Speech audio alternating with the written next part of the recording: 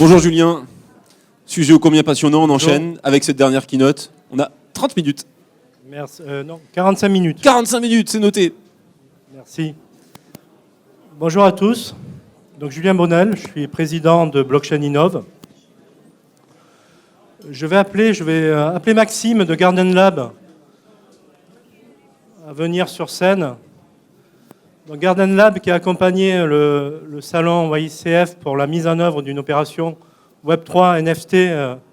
Donc premier salon professionnel à avoir mis en place une opération Web3 NFT avec une distribution de NFT à tous les visiteurs. Donc j'espère que vous avez tous pris possession de votre NFT, qui a mis en place aussi une action une expérience autour de l'utilisation de ce NFT, notamment sur les 2 jours professionnels. Je te donnerai la parole tout à l'heure pour nous rappeler ça. Donc déjà bravo à Maxime, bravo à Garden Lab et bravo au salon pour avoir fait cette expérience. Premier salon professionnel à le faire. Déjà, je remercie aussi ceux qui étaient venus ce matin à la conférence aurait dû se tenir à 10h30 ce matin. Elle a été reportée à 16h30, donc j'en ai vu plusieurs qui ont passé la journée pour pouvoir participer. Merci beaucoup. Donc avant de rentrer dans le vif du sujet, donc je voudrais rapidement présenter l'association Blockchain Innov. Donc l'association Blockchain Innov est une association de loi 1901 qui est née sur la Côte d'Azur, qui est azuréenne et qui a aujourd'hui son siège sur Cannes, qui s'est fixé 3 objectifs. Premier objectif, explorer et promouvoir les usages et les innovations de la blockchain au sens très large. Premiers usages, on va le voir ensuite, c'est la crypto, mais ensuite il y a beaucoup d'autres usages en termes de sécurisation, de traçabilité, de tokenisation, de Web3, de NFT, de métaverse. Donc notre volonté, c'est d'en faire la promotion. Deuxième mission de l'association, c'est d'organiser des événements. Troisième mission de l'association, c'est d'animer, mettre en relation une large communauté d'acteurs et d'usagers de la blockchain. Et c'est ce qu'on va retrouver dans notre gouvernance aujourd'hui. On a aussi bien des experts technologiques de la blockchain que des experts métiers, des académiques, des juristes, des comptables et des personnes qui ne comprennent rien à la blockchain. Et l'idée, c'est que on soit une association qui permette de rassembler aussi bien les sachants que ceux qui veulent monter plus en compétences sur ce sujet-là, qui va avoir beaucoup d'impact dans les années à venir. C'est ce que je vais essayer de vous montrer. Et c'est la particularité de notre association, qui s'est fixé beaucoup d'objectifs pour arriver à atteindre ces 3 missions, en termes de travaux de publication, d'acculturation, de sensibilisation, de networking, d'animation, de mise en relation, d'événements. En termes d'événements, on a beaucoup de formats. On a les afterworks qui permettent de mettre en relation notre communauté, les différents profils, aussi bien acteurs qu'usagers. Des afterworks aujourd'hui qu'on fait un peu de partout en France. Premier afterwork a eu lieu à Cannes. Aujourd'hui, il y en a à Paris, il y en a à Marseille, il y en a à Montpellier, il y en a à Lyon, il y en a à Pau, il y en a à Toulouse, Bordeaux et bientôt à Lille aussi. Donc une communauté qui ne fait qu'accroître sur la France entière. Les prochains afterworks, justement, pour ceux qui sont sur Cannes, le 23 février à Cannes et le 9 mars à Montpellier. Je ne sais jamais s'il y a des personnes de Montpellier. Ensuite, on a des formats différents qui se nomment les After Web 3, qui sont plus dans des formats Keynote. On va acculturer, sensibiliser sur des thématiques, sur des usages de la blockchain. Et on va mettre en avant des projets issus de la communauté Blockchain Innov. On a beaucoup d'interventions aussi dans un certain nombre d'événements pour acculturer à l'utilisation de la blockchain. Par exemple, la journée de la neutralité avec le pôle de compétitivité Innov Alliance sur l'utilisation de la blockchain en termes de traçabilité. Par exemple, avec l'Université Côte d'Azur sur les impacts sur le numérique et la durabilité, donc les impacts environnementaux des technologies et de la blockchain notamment. On va acculturer aussi dans des grands groupes comme Amadeus. On organise un certain nombre d'événements avec des partenaires sur de nombreuses thématiques, aussi bien sur les cryptos que sur les NFT, que sur les métaverses. On anime aussi des émissions web pour que tout le monde puisse assister à ces événements. Et on a une visée internationale. On était partenaire cette année du premier village Web3 tokenisation qui s'est tenue sur le salon, le CES, plus gros salon mondial d'innovation électronique grand public à Las Vegas, début janvier. On vient d'organiser un événement qui s'est terminé hier, international, où, avec des partenaires sur 3 continents, l'Afrique, l'Amérique du Nord et sur l'Europe, on a animé un certain nombre d'événements. On va organiser pour le 20 mars, pour la journée internationale de la francophonie, un ensemble d'événements qui vont se tenir aussi sur, on l'espère, peut-être 4 continents. Voilà, donc forte croissance de l'association. Association qui est ouverte aujourd'hui à tous, aussi bien aux individus, avec une cotisation symbolique de 15 € qui permet à tout le monde de nous rejoindre, et des cotisations qui vont s'adapter à la taille des entreprises et des organisations qui souhaitent s'associer à notre association. Ça, c'était la partie introduction. Je vais revenir dans le vif du sujet. La blockchain. Avant de parler des vecteurs de croissance de la blockchain, je me suis dit que dans la salle, il y aurait certainement un certain nombre de personnes qui n'étaient pas familiers avec la blockchain. Je vais essayer en quelques slides de resituer les technologies, de les présenter de manière simple. Donc comment ça marche? De manière très simplifiée, 2 entités s'accordent sur une transaction, 2 personnes, 2 entreprises. Une fois que la transaction est lancée, cette transaction va être enregistrée de manière, par du code informatique qu'on nomme le consensus, qui va les crypter, qui va l'enregistrer, de manière immuable dans un bloc qui va être dupliqué sur n nœuds, n machines. Ce qui va rendre cette donnée inaltérable. On ne va plus pouvoir la modifier. Et c'est sur ces règles-là que repose le premier usage en fait, de la blockchain, qui est le Bitcoin, qui est né en 2008. De manière un peu plus compliquée, on a des wallets qui représentent chaque entité en fait, un wallet. Et ensuite, c'est des transactions qui vont permettre d'échanger de la valeur entre chaque wallet. La force de la technologie, c'est de pouvoir, sans intervention humaine, rien qu'avec du code informatique, faciliter, gérer des transactions digitales qui, sans autorité centrale, vont pouvoir fonctionner toutes seules.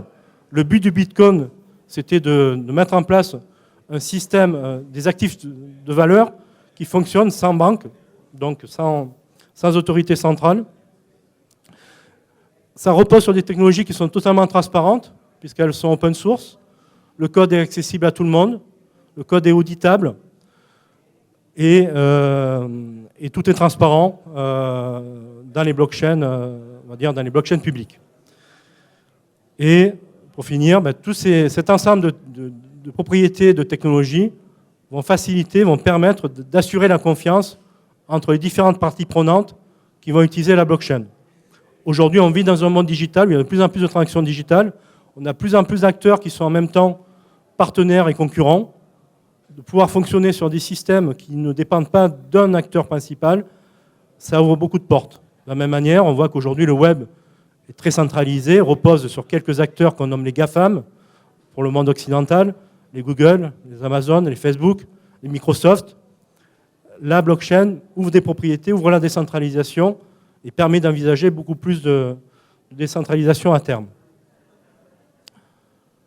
Et c'est pour ça que la blockchain, très rapidement, par des organismes internationaux, a été identifiée comme un des piliers de la 4e révolution industrielle, notamment le Forum économique mondial, World Economic Forum, l'a positionné que parmi les technologies qui auraient un impact fort sur la 4e révolution industrielle, par ses propriétés en tant que registre décentralisé et inaltérable, par ses propriétés liées à la gestion des identités et des personnes. Nous qui vivons dans un monde, on va dire, occidental, on a des fichiers qui ont été mis en place depuis de très longues années. On a des fichiers d'identité nationale, on a des fichiers de sécurité nationale, on a des fichiers d'étudiants. Mais dans beaucoup de pays en voie de développement aujourd'hui, il n'y a pas ces fichiers-là. Il n'y a pas de fichiers d'identité nationale, il n'y a pas de fichiers cadastraux, il n'y a pas de fichiers de sécurité sociale. Là, on a des technologies qui apportent ces capacités-là. Quatrième pilier de la révolution industrielle, par ses fonctionnalités en termes de produits et services financiers. Premier usage de la blockchain, le Bitcoin. Et ça en découle pilier de la quatrième révolution industrielle via sa capacité à gérer des actifs décentralisés. Et de ce fait, les usages de la blockchain sont très nombreux. Via la crypto, la monnaie, c'est ce qui est le plus connu.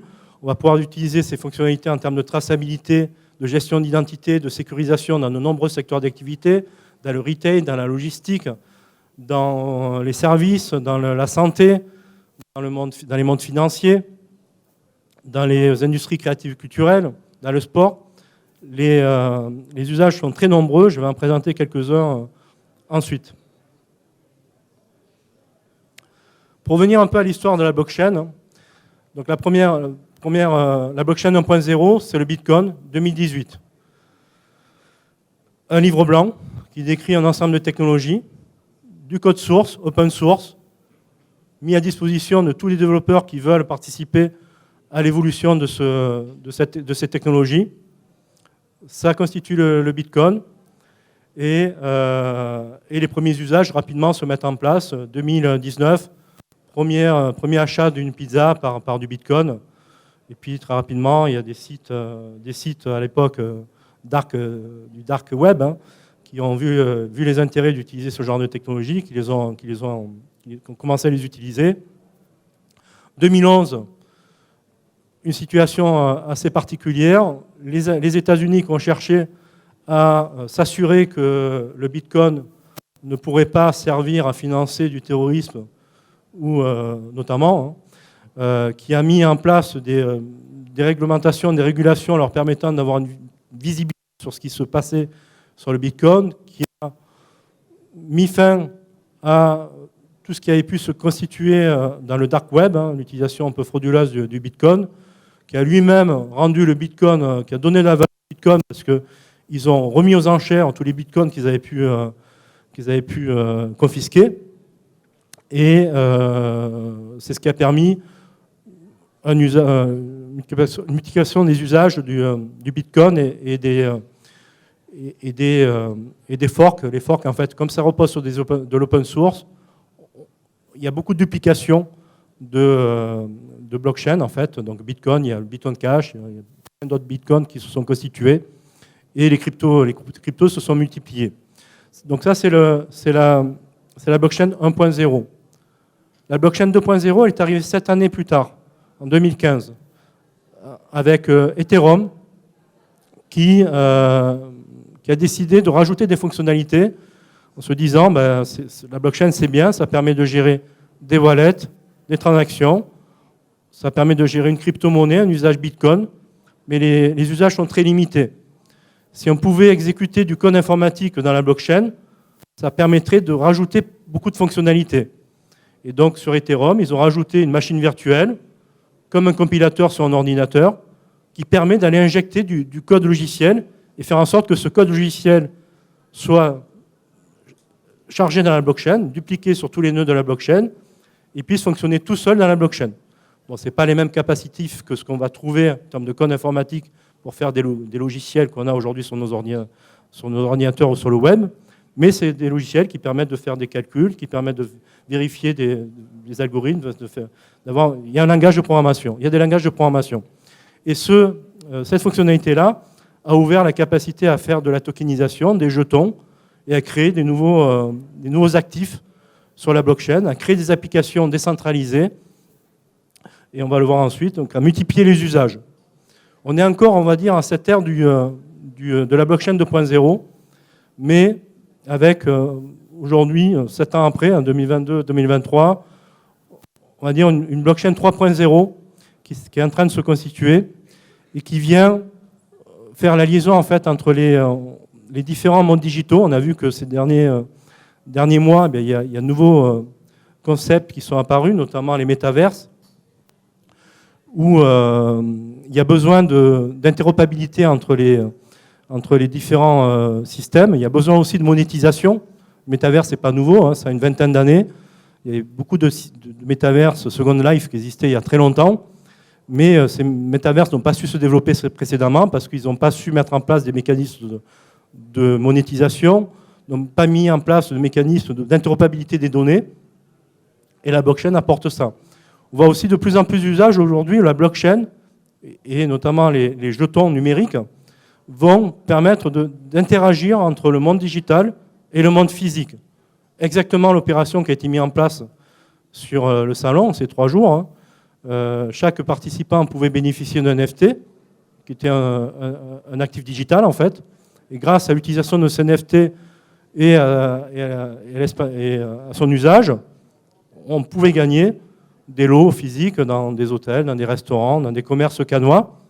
Et là, on voit qu'il y a une liaison digitale, physique.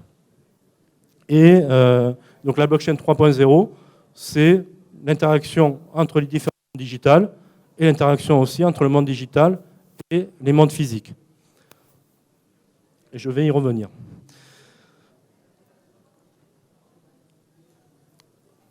Point important, en revenant sur cette histoire-là, c'est que la force de la blockchain, c'est sa capacité à gérer des actifs.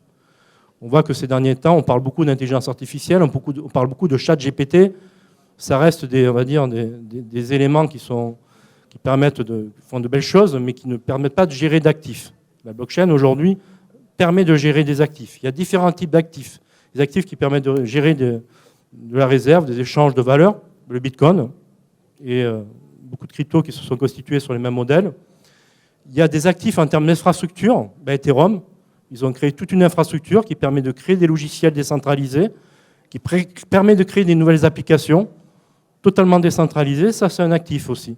Et cet actif, cette infrastructure, elle va permettre de gérer des jetons utilitaires qui vont pouvoir avoir des usages, va permettre de gérer des jetons stablecoin qui sont assez intéressants puisque c'est des actifs en fait avec de la valeur qui vont être indexés sur des actifs on va dire traditionnels, soit des monnaies fiat sur le dollar, sur l'euro, mais aussi sur l'or, et les NFT qui vont permettre qui sont des jetons aussi, qui vont pouvoir avoir des interactions avec le monde physique et le monde digital.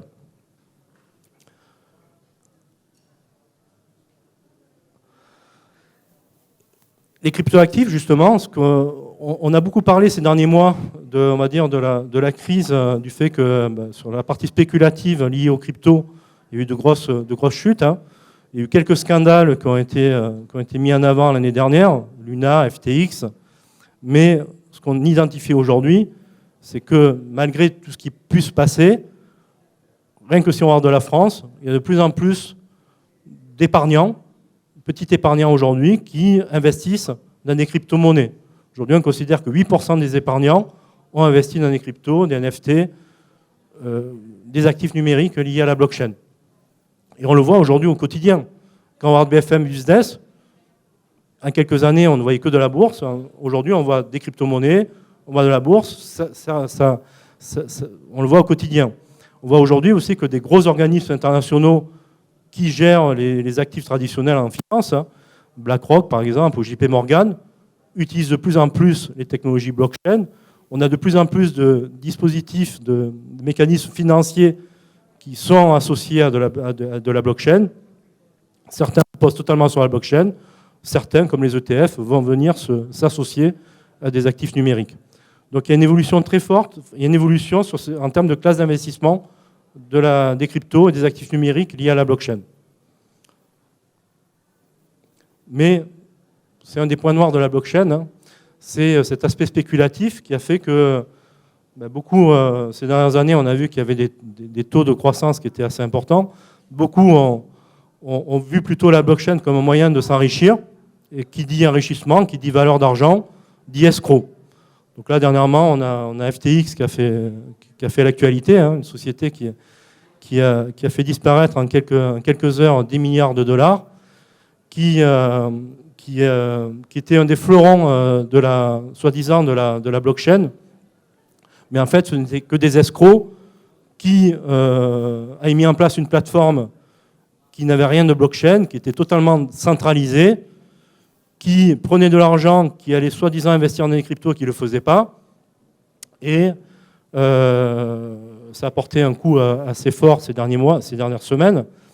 Mais c'est pour ça que nous, en termes d'association, on tient beaucoup à faire de la culturation. C'est aussi beaucoup lié au fait que comme ça reste des technologies très peu connues, des escrocs peuvent arriver à créer une plateforme mondiale utilisée par des millions d'utilisateurs, faire croire qu'ils prennent de l'argent et les investissent dans les cryptos sans que personne ou très peu de gens s'en rendent compte. Ou ils se permettaient même de créer des faux NFT. Enfin bon, voilà. C'est important à repréciser.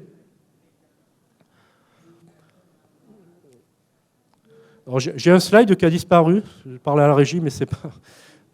J'ai un slide, je le partagerai, qui apparemment qui a eu un souci, qui montrait que ces derniers mois, malgré le fait qu'il y a eu une petite crise sur la partie crypto, on a une croissance exponentielle du nombre de cryptos, de wallets ces derniers mois. Hein, ça ne fait que grandir. Et surtout, on a des usages exponentiels dans les pays en voie de développement. On prend le Brésil, on prend l'Inde, on prend l'Afrique du Sud. On a des usages qui se multiplient au niveau international. Aujourd'hui, on est en train de forte croissance en termes d'usage des blockchains et du Web3. Donc pour venir au Web3, donc le Web3 repose sur l'infrastructure blockchain. Il va utiliser notamment, principalement des jetons, et notamment les NFT, donc ces jetons non fongibles qui sont immuables, qui vont permettre d'associer un certificat d'authenticité à un actif digital ou à un actif physique, et donc de pouvoir le vendre, l'échanger, et de pouvoir totalement gérer de la propriété d'un bien virtuel ou physique via une infrastructure blockchain. Et on en parle beaucoup ces derniers mois aussi, le métaverse, ce n'est pas que de la blockchain, mais aujourd'hui le métaverse, pour pouvoir croître, le métaverse c'est principalement de la 2D, de la 4D, du monde, de la réalité augmentée, de la réalité virtuelle, mais qui utilise de plus en plus la blockchain pour se monétiser et surtout pour transporter, rendre interopérables des biens sur les métaverses et sur le physique.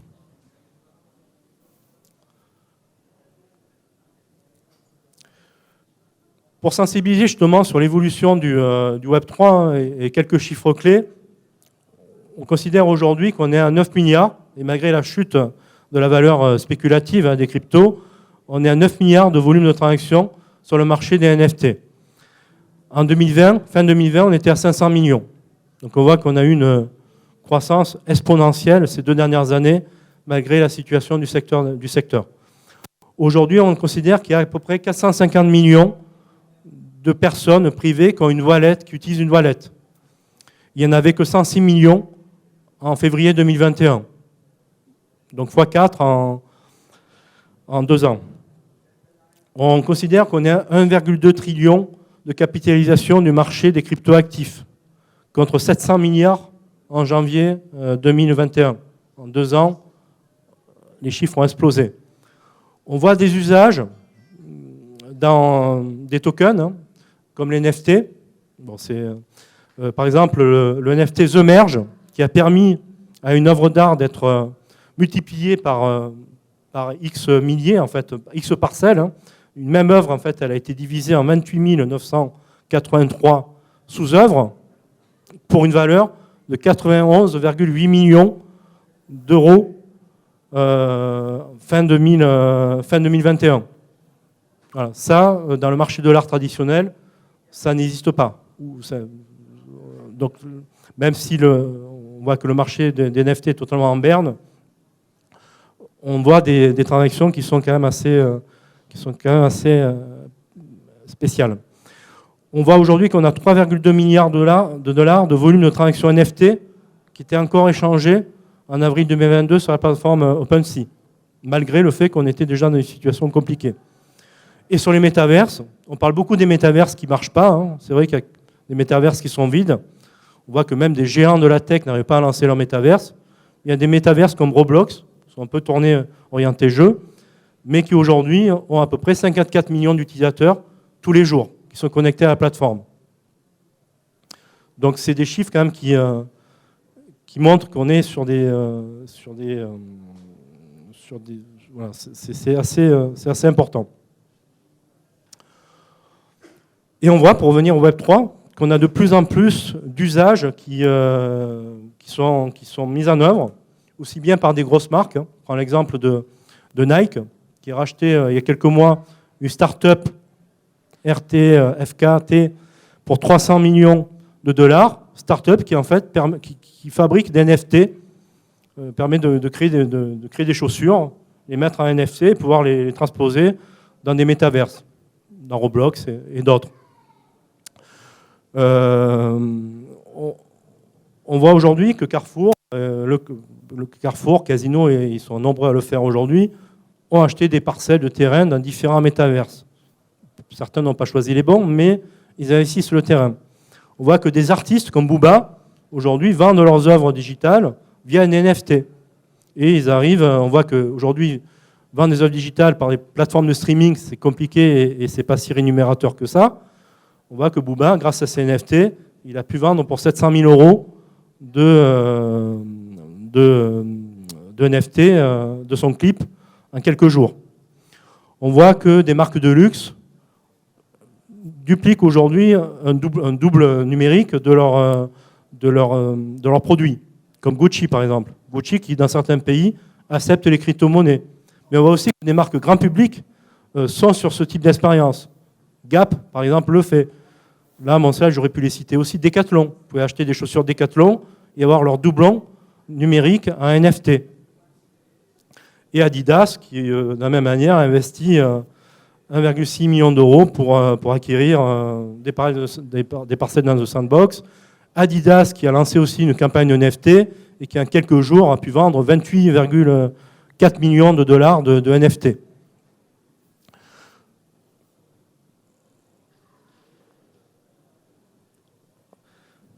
Je vais peut-être laisser la parole quelques secondes, enfin quelques minutes même à Maxime sur la partie NFT pour nous faire un rapide résumé de l'expérience qui a pu être mise en œuvre dans le cadre du salon.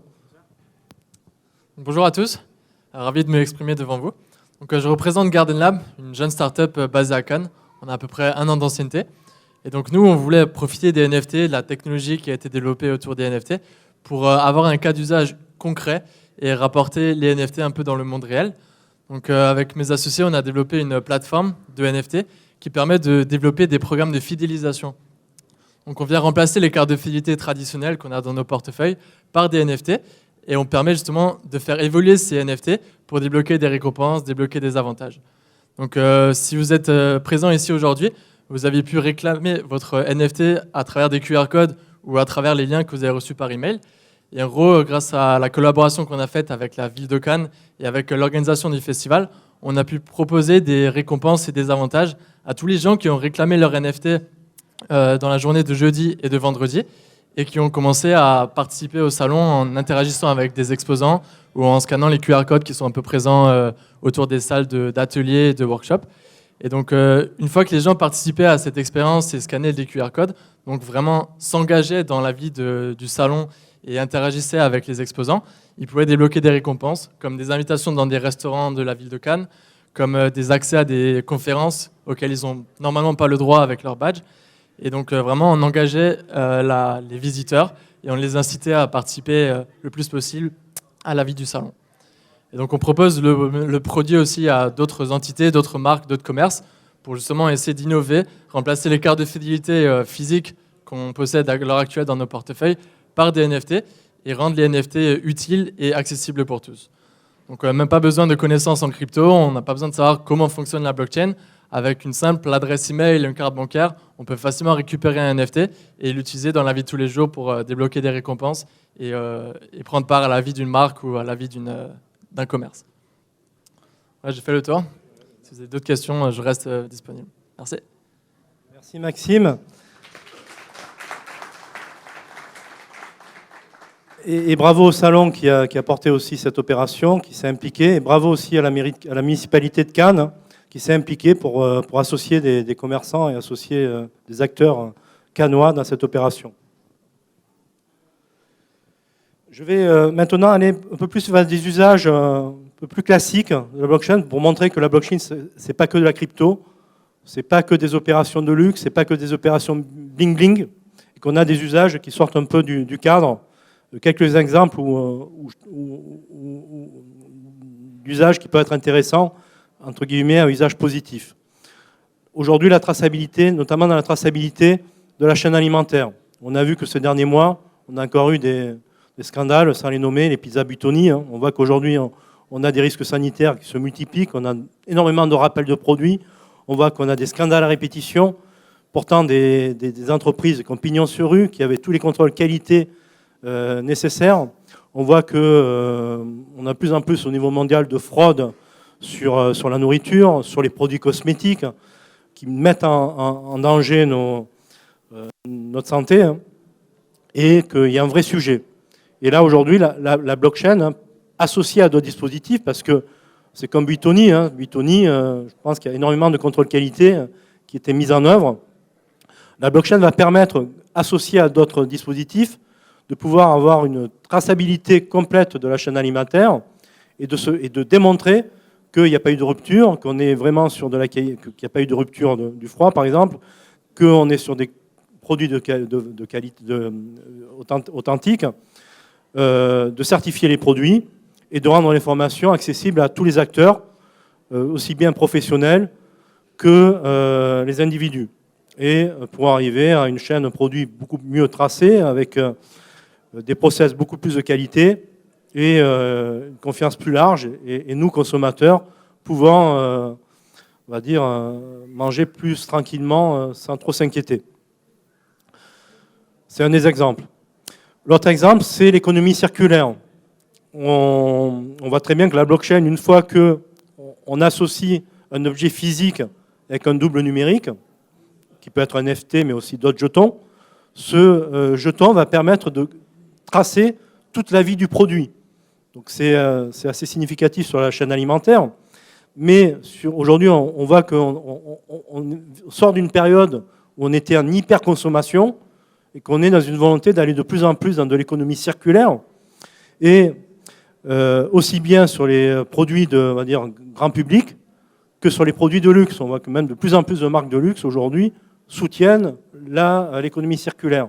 Donc la blockchain va permettre d'avoir une traçabilité des produits, de tous les événements qui auront pu se tenir dans la vie du produit, et faciliter l'authenticité de ces produits, enfin faciliter le suivi de l'authenticité de ces produits, la vie de ces produits et les échanges de ces produits entre les différents acteurs de la chaîne. Et on voit que de plus en plus d'acteurs s'intéressent à ce sujet-là, notamment les marques de luxe qui sont obligées de suivre cette politique-là pour accompagner cette économie circulaire. Un autre exemple que je trouve assez intéressant, qui est l'application IOP, en fait, qui est une application qui a été lancée dès 2019, qui est partie du principe qu'en 2019, enfin, du constat que 16 470 hommes, 125 840 femmes ont été victimes de violences conjugales. L'équipe IOP est partie du principe du constat qu'en 2019, en France, 27 hommes, 146 femmes ont été tués par leurs conjoints. IOP est partie du constat aussi qu'en 2018, il y avait eu plus de 19% de plaintes pour viol, et pourtant, il y a eu moins 40% de condamnations. En analysant plus les chiffres, IOP a constaté que sur 1000 victimes de viol, il n'y en a qu'une centaine qui osent porter plainte. On verra que peut-être qu'il n'y en a qu'une centaine, parce que c'est tellement difficile d'aller au bout que très peu osent porter plainte. Sur ces 100 plaintes, IOP a constaté que 73 plaintes étaient classées sans suite immédiatement par manque de preuves. IOP a constaté aussi que 10 plaintes étaient classées sans suite après une enquête préliminaire qui mettait en avant qu'il n'y avait pas assez de preuves. IOP a mis en avant que 16 plaintes étaient requalifiées en délit mineur par manque de preuves. Et à l'arrivée, une seule condamnation. Donc on estime que sur 1000 victimes de viol, il y a une seule condamnation. On voit aussi que par manque de preuves, faute de preuves, 90% des plaintes pour harcèlement au travail, agression sexuelle sont classées sans suite. Par manque de preuves, on voit que 70% des personnes victimes de féminicide avaient précédemment porté plainte qui n'avaient pas pu aboutir par manque de preuves. On se rend compte que 80% des violences conjugales aujourd'hui sont classées sans suite par manque de preuves. Et donc c'est ce constat-là qui a fait que IOP a été créé. IOP, c'est une application qui permet, via un smartphone, de capturer des preuves et de traiter de manière intelligente ces preuves pour les insérer dans la blockchain. Blockchain qui va pouvoir démontrer que ces preuves n'auront pas pu être modifiées, altérées, trafiquées. Et lorsque les victimes, parce qu'on voit qu'on est sur des violences qui peuvent aujourd'hui prendre du temps aussi les victimes prennent du temps des fois pour porter plainte. Une fois que les victimes le souhaitent, ces preuves vont pouvoir être transmises à la chaîne pénale et grâce à la technologie blockchain, recevables. Et ça permet, sans aucune intermédiation humaine, et ça va permettre aux victimes d'apporter la preuve de ce qui leur est arrivé. Ça, c'est une application concrète qui a été lancée en plein Covid, qui est accessible sur l'Apple Store, sur la Google Pay, qui est soutenue par un certain nombre de mécènes, Kering, L'Oréal, WeCare, la Banque européenne d'investissement, qui est un pilote dans un certain nombre de territoires et qui vient compléter les dispositifs aujourd'hui nombreux dispositifs qui ont été mis en place par le gouvernement sur ce sujet qui est une cause importante, mais on voit qu'il vient apporter une réponse où il n'y en avait pas. Et nombreux pilotes et aussi près de nous le barreau de Grasse qui s'est intéressé au sujet avec pas mal d'avocats qui mettent en avant la solution auprès de leurs clients. Voilà, c'est un exemple, mais montrer que la blockchain, ce n'était pas que les cryptos, il y a beaucoup plus d'usages. Et IOP est téléchargeable. Je voulais aborder aussi, on est sur un salon sur l'intelligence artificielle qui permet beaucoup de choses, mais on voit très bien, il y a eu des exemples qui ont été montrés, que l'intelligence artificielle repose sur des données. Et en fonction de la qualité de ces données, le résultat de l'intelligence artificielle va être plus ou moins bon. Des mauvaises données dans une intelligence artificielle vont conduire à une intelligence artificielle qui va faire des mauvais choix, qui va avoir des partis pris, qui ne va pas être sécurisée du tout. Et donc la blockchain, par ses capacités de traçabilité, d'identification des entités qui participent à la chaîne de l'IA, va pouvoir rendre la chaîne beaucoup plus sécurisée. On va pouvoir avoir une chaîne d'intégration de données dans l'IA beaucoup plus tracée grâce à la blockchain, un usage potentiel. On va pouvoir automatiser des processus. La blockchain, notamment grâce à ses fonctionnalités de contrat intelligent, va pouvoir, en fonction des transactions qu'elle va identifier, mettre en place des mécanismes d'automatisation, de facturation et autres.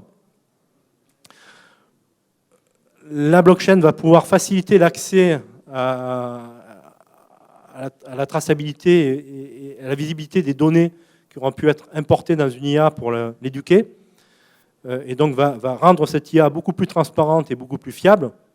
Aujourd'hui, qui sait, personne, je pense, même ChatGPT, ça repose quand même sur l'open source, mais je crois que personne aujourd'hui s'est vraiment posé la question d'où les données venaient.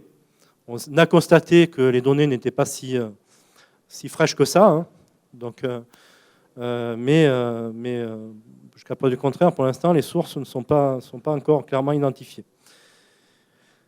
Et grâce à ça, grâce à l'automatisation des processus, grâce à une IA plus transparente, grâce à une meilleure visibilité des entités qui viennent alimenter ces IA et aux données qui les alimentent, on aura une optimisation des coûts associés. Et je voulais dire aussi que la blockchain peut aussi capitaliser sur l'IA, puisqu'en fait, elle repose sur du code informatique, notamment cryptographique, le fameux consensus dont je parlais rapidement tout à l'heure, qui permet de sécuriser l'insertion des données dans la blockchain, avec des consensus qui sont très sécurisés, mais qui sont très consommateurs d'énergie. Et donc on voit qu'aujourd'hui, le Bitcoin peut être très critiqué sur la consommation d'énergie par rapport à ces consensus, à ces éléments cryptographiques qui sont mis en œuvre, mais qui sont nécessaires pour sécuriser des actifs de valeur.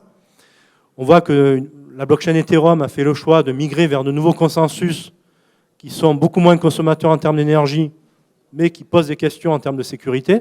Il y a toujours un rapport qualité-prix entre le niveau de sécurité et la consommation des éléments cryptographiques qui vont sécuriser. Et donc l'IA peut aider à choisir le bon consensus en fonction du type de données, en fonction de la typologie des données, en fonction de l'activité. Il y a certaines blockchains qui ont commencé à implémenter l'IA pour améliorer les consensus. Ça permet de détecter des fraudes de manière automatisée et ça peut faciliter l'analyse des comportements. La blockchain aujourd'hui est totalement traçable. On a beaucoup parlé de dark web, mais dans les faits, il n'y a pas de monnaie plus traçable que la blockchain. On n'aurait jamais pu avoir les scandales qu'on a pu avoir ces derniers temps en Europe avec des valises de cash qui passaient entre les pays, entre le Qatar et l'Europe, avec des monnaies type crypto, parce que tout est traçable. Après, la difficulté, plus on a de volume, c'est de détecter les fraudes, et l'IA peut faciliter les choses. C'est certain, je pense que les Américains, qui depuis 2011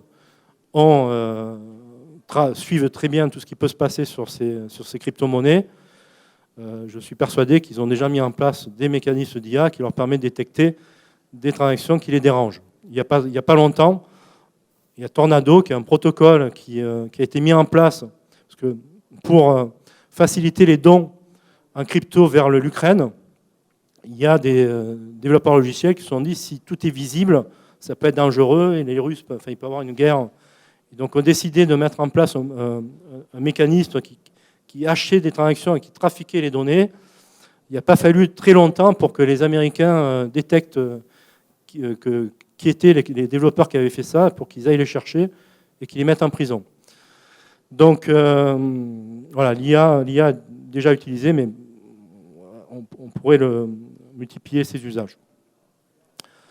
J'arrive au bout de ma conférence qui se voulait assez large pour montrer place aux questions. Est-ce qu'il y a des questions dans la salle ?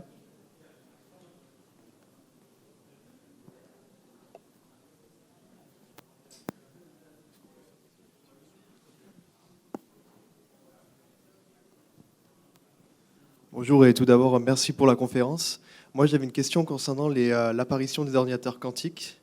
Qu'en est-il de la sécurité de la blockchain avec ces nouvelles technologies qui vont faire repenser sûrement la blockchain, peut-être à une blockchain 4.0 ? On revient sur les meilleures méthodes de consensus. Donc, les consensus vont s'adapter et vont aller vers des consensus qui vont utiliser aussi les calculs quantiques. Donc les blockchains évoluent, elles ne sont pas figées. Elles évoluent en permanence. Voilà. Autre question peut-être à poser à notre intervenant Julien Bonnel. Si j'ai bien compris, le principe de la blockchain, ça repose quand même sur la duplication, la implication de l'information. Oui. Tout à fait. Et donc, il y a quand même une question que je me pose, c'est sur combien d'ordinateurs cette information est-elle répliquée ? J'ai compris que c'était peut-être des milliers, voire des dizaines de milliers. Oui. Et donc, les cas d'usage et les applications se multipliant, est-ce qu'on ne va pas multiplier les deux par eux-mêmes et donc arriver à des nombres d'utilisation d'ordinateurs bien au-delà de ce que font les technologies actuelles qu'on trouve déjà énergivores. Et donc, est-ce qu'il n'y a pas une limite climatique finalement à un usage inconsidéré de la blockchain ? Tout à fait. C'est un des vrais sujets, mais en sachant que c'est un sujet qui est vrai pour tout le numérique. Aujourd'hui, quand on lance un mail, on fait un mail, qu'on envoie un mail, qu'on regarde la télé, qu'on fait du streaming, c'est très consommateur en termes d'énergie. Donc la blockchain va remplacer des systèmes centralisés qui eux-mêmes sont très consommateurs d'énergie. Donc, la blockchain est souvent critiquée pour son aspect énergivore, sachant que l'enjeu est de mettre le bon consensus en fonction de l'usage. On a pu constater que je prends le Bitcoin, qui est très critiqué. Le Bitcoin, qu'est-ce qu'il fait? Il gère des transactions de crypto, où il y a très peu de données, en fait. Il y a un wallet émetteur, un wallet destinataire, et une transaction qui vont être très faibles en termes de données qui vont transiter. Et il y a eu plusieurs études qui ont été sorties ces derniers mois qui ont fait l'analyse entre une transaction Bitcoin et une transaction bancaire traditionnelle. Quand vous payez avec une carte bleue, vous mettez la carte bleue dans un terminal de paiement. Ce terminal de paiement, il va appeler un acquéreur qui va lui-même faire appel à un serveur bancaire, qui lui-même va rappeler un autre serveur bancaire. Donc tout un ensemble de transactions qui vont circuler dans le réseau pour revenir pour une autorisation ou pas de la transaction. Tout ça, c'est très consommateur. Et on a constaté que le Bitcoin, dans son mode de fonctionnement, n'était pas plus consommateur que ce réseau financier. Et donc, il y a des évolutions. Ethereum, qui utilisait le même protocole que Bitcoin, consensus, pour des usages qui n'étaient pas autant aussi vulnérables que Bitcoin. Il y a plein d'usages, en fait, où il n'y a pas besoin d'autant de sécurité, a fait évoluer son consensus vers un consensus beaucoup moins énergivore. Après, sur la notion de ferme de serveurs, les machines évoluent. C'est-à-dire qu'aujourd'hui, la crypto s'est développée sur l'utilisation d'algorithmes cryptographiques qui utilisaient les cartes vidéo des ordinateurs. Ces cartes vidéo, depuis quelques années, ne font que sont optimisées. Chaque année, les fabricants de cartes vidéo, de CPU, de GPU, qui font ces calculs cryptographiques, optimisent les puces numériques, qui sont de moins en moins consommatrices en termes d'utilisation d'énergie. Ensuite, on voit de plus en plus de pays qui ont beaucoup de fermes de serveurs, notamment en Amérique du Nord, qui utilisent de l'énergie renouvelable, qui positionnent les fermes de serveurs propres à l'utilisation cryptographique derrière des barrages, et qui utilisent de plus en plus d'énergie renouvelable. Donc il y a un équilibre qui se crée dans l'utilisation de ces technologies-là.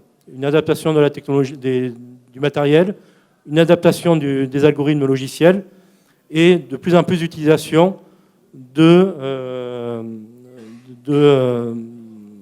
d'énergie renouvelable. Mais c'est un sujet qui est propre à tout le numérique. Avez-vous d'autres questions, mesdames, messieurs, à poser à Julien Bonnel? Oui.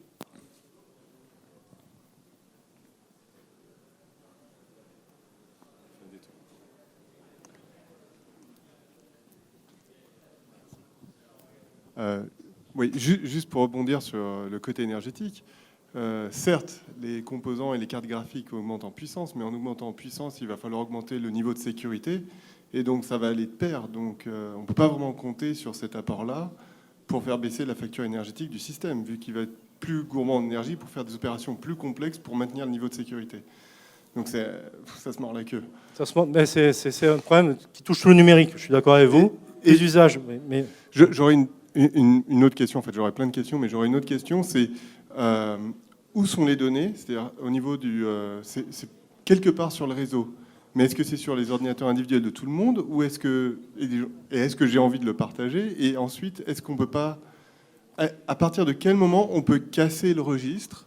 Et est-ce que c'est pas impossible pour un grand pays de mettre suffisamment de serveurs pour casser le registre?